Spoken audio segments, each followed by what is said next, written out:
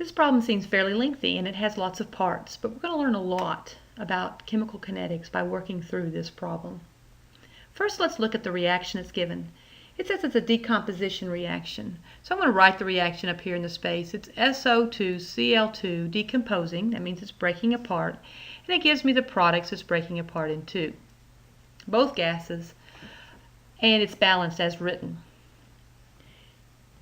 We are wanting to figure out the order of this reaction, and many times students will look at an overall reaction and think that they can get the order from that, but you cannot determine an order by looking at a reaction. You have to experimentally determine the reaction, and that is what is taking place here.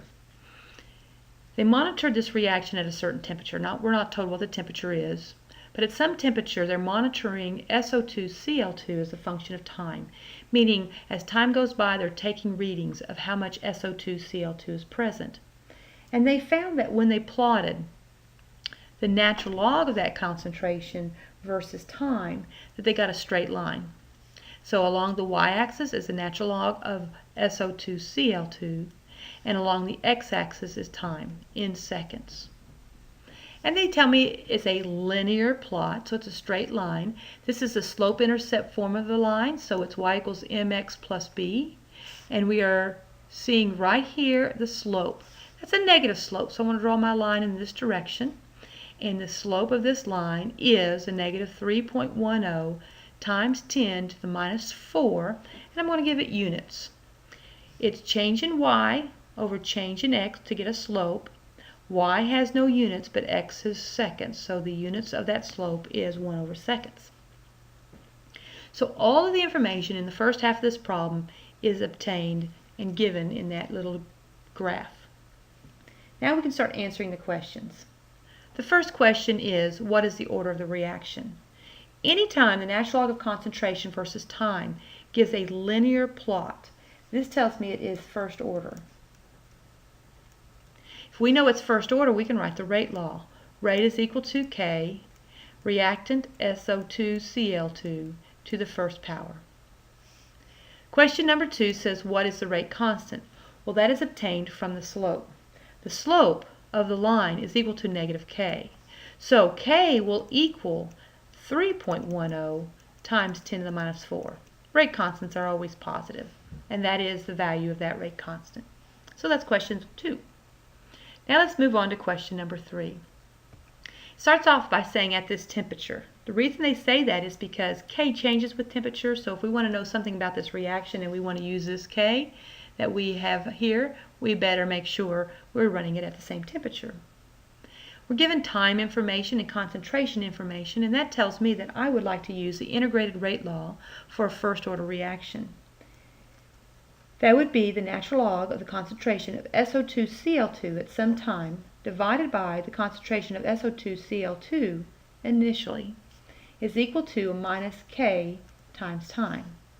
Now let's plug in what we know. We don't know this, that's what we're trying to determine, but we know we're starting with 0.2 molar. The value of K was 3.10 times 10 to the minus 4, 1 over seconds. And the time is 5 minutes, but I'm going to need to convert that 5 minutes to seconds because the rate constant was in seconds. So 60 seconds is the same as 1 minute. The right-hand side of this equation is equal to a negative 0.0930. And that will have no units. And that's equal to the natural log of x over 0.200 molar. I'm trying to solve for x, so I'm going to take e to both sides. That will cancel that part and have x over 0.2 molar is equal to 0.911.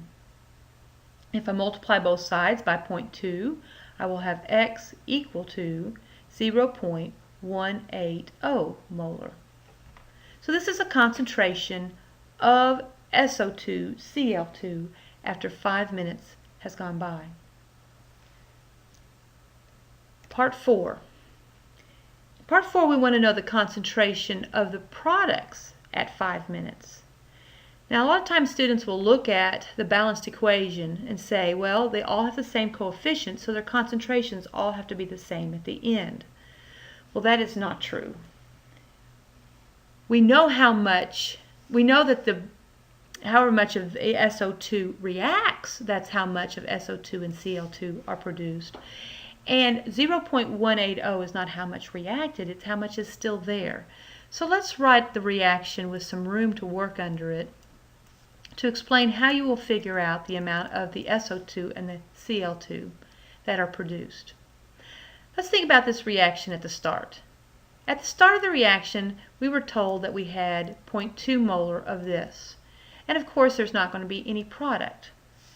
After 5 minutes has gone by, we learned from the previous problem that we have 0.180 molar still there.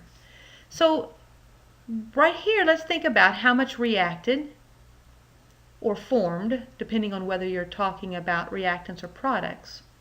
Now, if I started with 0.2 and I finished with 0.18, did I not have to use up 0.020 molar?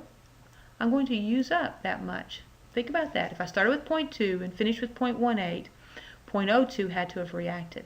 Now this is how much actually reacted. So we can go up to this balanced equation now and say every time one of these reacts, I produced one of these. But one of these didn't react, 0.02 did, so I have to produce 0.02 of this. Same thing for the Cl2. The amount of Cl2 matches the amount of SO2, so it is also 0.020. And those are all in molar. So if I started with none and I added 0.02, then after 5 minutes, these are the amounts of the SO2 and the Cl2 that get produced at the end of the reaction. So now we know how much of this remains or is produced once the reaction takes place.